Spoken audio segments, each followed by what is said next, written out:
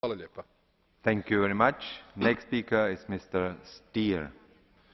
Hvala gospodine predsjedniče. Podržao sam ovo izvješće o malim poljoprivrednim gospodarstvima.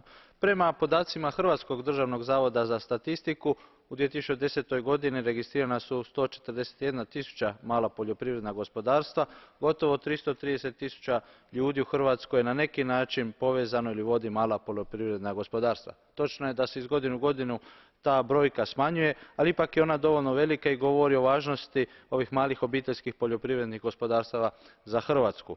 Slažem se s izvjestiteljem da su se takva mala gospodarstva pod postojećom zajedničkom poljoprivrednom politikom Europske unije neravnopravno tretirala i stoga je potrebno pojednostaviti procese i otkloniti administrativne barijere za male poljoprivrednike, pogotovo pri prijavi za EU fondove.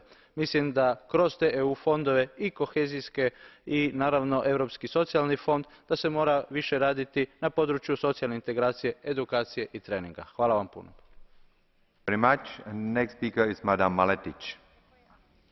Zahvaljujem. Mala obiteljska poljoprivredna gospodarstva temelj su poljoprivrede u Republici Hrvatskoj, ali i u mnogim drugim državama članicama, osobito iz petog vala proširenja. Podržala sam ovo izvješće kojim se poziva države članice i Europsku komisiju da u okviru nove